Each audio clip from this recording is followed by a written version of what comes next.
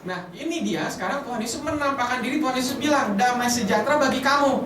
Berkat pertama yang saya lihat di tempat ini adalah kalau kita rajin berkumpul seperti ini, sebagaimana murid-murid berkumpul, berkat pertama yang kita dapat adalah shalom, damai sejahtera. Saya mau tanya kepada kita semua, siapa di sini yang pernah sekali absen ke gereja? Udah bukan sekali, berkali-kali. Berkali-kali. Aduh, berkali-kali. Nah, saat kita nggak datang ke gereja, ada sesuatu yang kehilangan nggak? Ada sesuatu yang rasa kok kayaknya ada yang kurang ya? Kalau kita bilang jujur, pasti kita rasa ada sesuatu yang kurang. Nah, saya bisa kepastikan yang kurang itu adalah damai sejahtera. Di saat kita berkumpul seperti ini, Tuhan kasih damai sejahtera buat kita.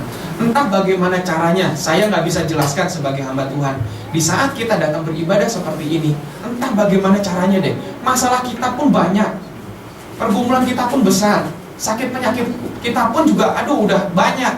Tapi di saat kita datang begini ke gereja, entah bagaimana caranya hati kita meluap dengan damai sejahtera Tuhan.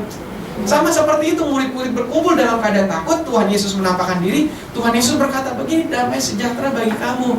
Puji Tuhan, Tuhan Yesus gak berkata begini, Petrus kurang ajar engkau, menyangkal aku 3 kali. Tuhan Yesus gak ngomong gitu. Tuhan Yesus sampaikan, salam damai sejahtera bagi kamu. Saya percaya pagi hari ini Tuhan Yesus pakai mulut saya berkata kepada kita semua, Shalom Aleichem, damai sejahtera bagi kamu. Artinya ketika Tuhan Yesus berkata begitu, hati kita pastilah melimpah dengan damai sejahtera. Maka dari itu usahakan supaya kita datang ke gereja. Usahakan setiap hari Minggu begini datang beribadah. Jangan sampai karena kesibukan kita, karena hal lainnya, kita nggak bisa ke gereja. Ke gereja paling makan waktu berapa sih? 2 jam. Anggap deh perjalanan setengah jam, perjalanan datang, perjalanan pulang setengah jam, total 3 jam. Udah deh, potong mandi, potong segala macam, make up, pakai lipstick, pakai guntek.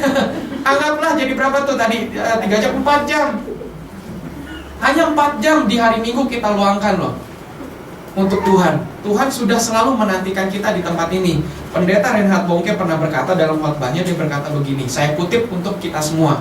Saya langsung bahasakan buat kita semua. Kalau misalnya kita berjumpa dengan Tuhan Yesus sekarang dan kita tanya kepada Tuhan, Tuhan, boleh nggak aku pinjam agendamu, agenda pribadi? Lalu Tuhan Yesus bilang, nih silakan deh kamu lihat agenda pribadi saya. Waktu kita lihat agenda pribadi Tuhan Yesus, itu sudah terjadwal bahwa setiap hari Minggu jam 10 pagi sampai jam 12 siang Tuhan Yesus mau makan sehidangan dengan jemaat GBI Mawar Saron cabang Athena. Kalau kita mau lihat nih agenda pribadi Tuhan Yesus, setiap hari Minggu Tuhan selalu menanti kita. Mana anakku? Mana si ibu ini? Mana si bapak itu? Mana si anak muda ini yang suka kalau ke gereja duduk di belakang tidur?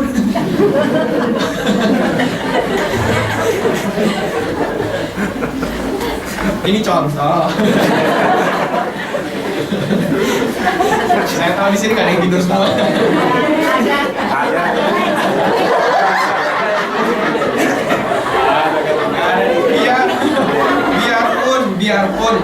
Biarpun kita datang ke gereja, dan kita tertidur di gereja, tetap Tuhan mengasihi Anda.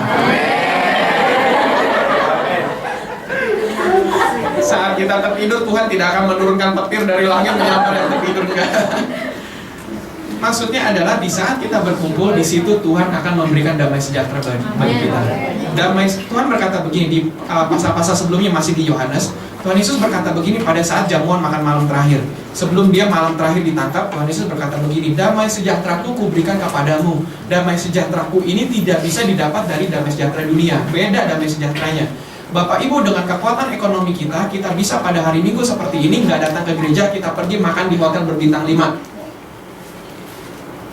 Kita bisa pilih, bangun pagi hari Minggu kita bilang, udahlah hari ini nggak usah ke gereja, lagi momen Paskah misalnya, mendingan aku pergi ke hotel, di situ aku bisa makan restoran. Dengan kemampuan ekonomi kita, mau kita makan di hotel berbintang 5 atau di restoran terbaik di Athena sekalipun, percayalah, damai sejahtera yang kita dapat dari Tuhan itu tidak bisa kita dapat dari restoran, hotel, tempat lainnya. Berapa banyak orang Kristen mencoba seperti itu. Di gereja kita di pusat di Kelapa Gading, Itu banyak orang ketika liburan panjang, kita kan punya kebiasaan yang baru nih di pemerintah kita. Misalnya kalau hari Kamis libur, Jumatnya masuk, itu suka dianggap hari Jumatnya cuti bersama. Kalau di Indonesia begitu, jadi hari Kamis libur, Jumatnya masuk, udah dibikin cuti bersama, Jumatnya jadi libur. Jadi percuma kalau misal Kamis libur, Jumatnya dibikin masuk. Percayalah nggak ada orang yang ke kantor Jumatnya. Karena nanggung, sampai kita punya istilah Harpitnas. Apa tuh Harpitnas? Hari kejepit nasional. Nah, karena libur panjang seperti itu, biasanya orang udah ngambil kesempatan, mereka liburan panjang keluar kota, keluar negeri, begitu. Apalagi sekarang ke Singapura itu udah murah banget. Sampai tiket pesawat itu lebih murah ke Singapura daripada ke Papua. Jadi artinya kita mau pergi ke Indonesia sendiri, tiketnya lebih mahal daripada luar negeri. Jadi orang tuh banyak banget ke Singapura. Nah, saya katakan kepada mereka semua, boleh. Misalnya kita mau liburan, tapi tetap usahakan hari Minggu harus beribadah. Jangan lupakan pertemuan-pertemuan ibadah. Yakobus berkata, janganlah engkau menjauhkan pertemuan-pertemuan ibadah itu. Nah, ibadah seperti ini jangan kita jauhkan diri. Usahakan datang beribadah seperti ini. Apalagi kita sudah di negeri orang, jauh banget dari Indonesia. Begitu. Sampai sekarang pun saya pergi yang kedua kalinya ke Athena, orang-orang yang masih bertanya kepada saya, memangnya ada orang Indonesia di Athena? Mereka masih tanya. Saya bilang ada. Nah, kita yang sudah jauh-jauh sampai ke tempat ini harus usahakan datang ke gereja setiap hari Minggu. Kalau misalnya mau sakit, doa sama Tuhan, Tuhan sakitnya digeser ya, jangan hari Minggu. Malah kalau boleh ya Tuhan jangan sakit gitu. Kenapa? Karena Tuhan selalu menantikan kita mau kasih damai sejahtera. Percaya deh, kita mau liburan kemanapun, damai sejahtera di sana yang kita dapat nggak akan sama dengan damai sejahtera yang Tuhan kasih di tempat ini. Oleh sebab itu rajinlah datang ke gereja, usahakan sedemikian rupa supaya kita selalu datang ke gereja. Nah, itu berkat yang pertama, kita dapat damai sejahtera. Berkat yang kedua, lihat di ayat yang ke-20, saya baca ulang. Dan sesudah berkata demikian, sesudah Yesus berkata Shalom Aleichem, ia menunjukkan tangannya dan lambungnya kepada mereka. Murid-murid itu bersuka cita ketika mereka melihat Tuhan. Tadi ayat 19 dengan detail, dengan jelas mengatakan murid-murid ketakutan.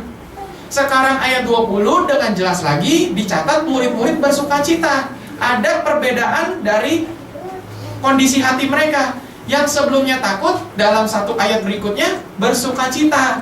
Kenapa mereka bisa berubah seperti itu? Karena Tuhan Yesus menampakkan diri di sana. Dan saya percaya di mana kita berkumpul 2-3 orang, pasti Tuhan ada. Sekarang di sini saya lihat dari mimbar kita lebih dari 2-3 orang. Artinya apa? Quorum sudah terpenuhi untuk Tuhan hadir. Pasti Tuhan hadir di saat ini. Dan Tuhan hadir pastilah juga memberikan damai sejahtera, memberikan sukacita kepada kita. Berkat pertama dapat damai sejahtera. Berkat kedua, saya bahasakannya, kita dapat iman. Murid-murid sebelumnya itu saling bimbang. Pagi tadi apa benar guru bangkit? Benar nggak nih? Jangan-jangan mayatnya dicolong sama orang Romawi untuk mengolok-olok kita. Jangan-jangan guru nggak bangkit. Malah orang lagi pikir, wah jangan-jangan yang hal lainnya lah. Mereka pikir seperti itu. Tapi pada saat itu Tuhan Yesus kasih konfirmasi, ini loh aku loh, tanganku bolong, lambungku yang ditusuk itu tombak. Kalian semua melihat bagaimana lambungku ditusuk. Nah ini aku yang 2 hari yang lalu yang tergantung di kayu salib. Mereka melihat. Dan sekarang mereka bersuka cita. Jadi dengan kata lain saya mau sampaikan begini, kalau kita rajin ke gereja, kita dapat iman. Iman kita terus dipertambahkan. Bagaimana Bapak Ibu nyanyikan pujian yang terpampang di LCD.